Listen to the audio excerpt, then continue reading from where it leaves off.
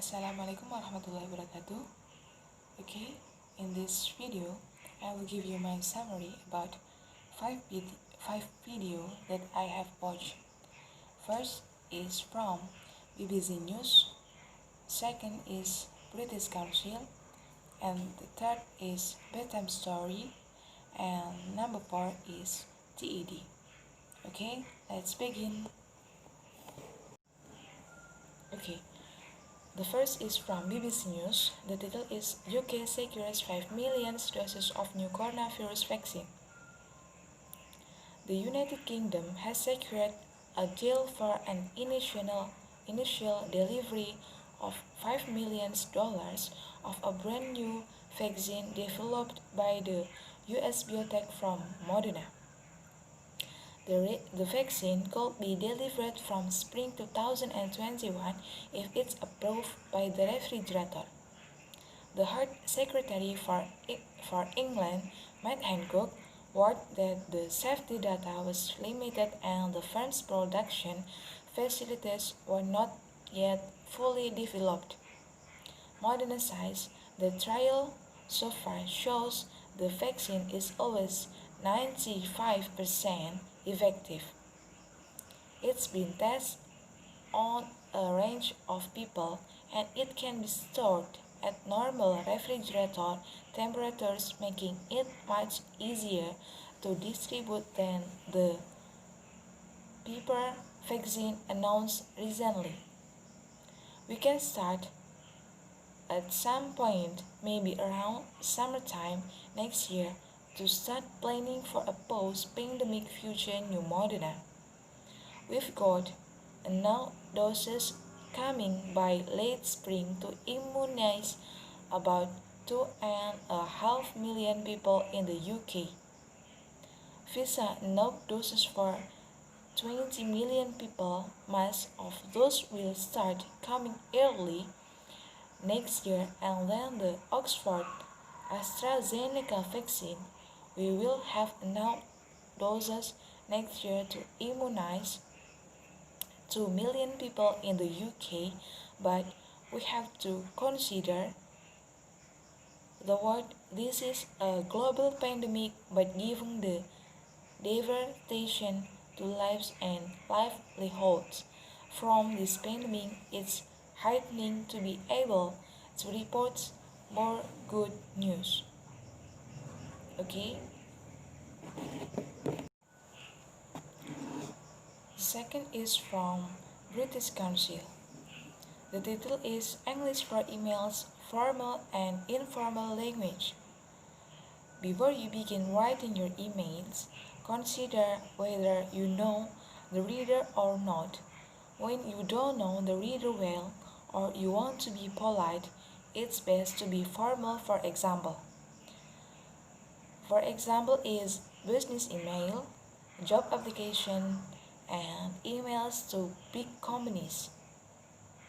And then, if you know the reader well and it's not a business context, you can use informal language.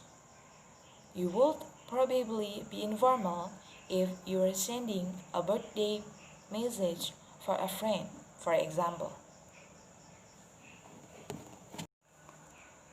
Okay.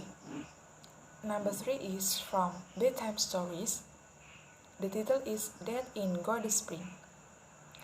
During the autumn of 2003, staff at Holiday Resort in California contacted the police to report having discovered the bodies of 2 of their guests. Uncomfortable questions still remain over the exact circumstances surrounding this tragic incident. As he made his way along the great path that wound its way through the center of the resort, Leonardo Flores could feel himself becoming anxious. The 2 women that arrived on the Monday morning, paying for a weekday and asking if the room next door to this could be left becoming for a duration of their visit. The woman had even gone as far as to insist that there be no maid service until after they had departed The venue had agreed on conditions that they waiver against using this arrangement to write an unfavorable review later on. Despite this request, Flores had still managed to sneak into the room which they had been in the nearby dinner ordering a meal, and he found nothing out of the ordinary. The morning after they had looked in, the guest staying in the room next door had informed Flores of an incident that had happened of the previous evening. In the years since this incident, few further details have come to light. Francis Tufts, the father of the 20-year-old Jacqueline, has revealed that his daughter had struggled in the past with depression and had previously taken an overdose 2 years before her death. Sadly, it seems that it's an area that is filled with such great warmth and beauty. There is a dark and sinister undertone.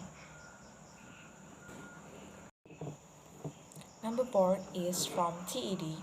The title is 24 Hours on Earth in One Image by Stephen Wilkes. Nature reveals itself to us in village ways. If we stop and look at the world through a window of time, over the last decade, Stephen Wilkes have observed endangered species and habitats around the world. Using a photographic technique that captures the passage of time literally from day to night, all within single image. On Lake Begonia in Kenya, he photographed the great migration of flamingos. This happens normally during the peak of dry season, but climate change has created evening thunderstorms, turning normally dry hills green and creating freshwater streams in which the flamingos bathe. In 2019,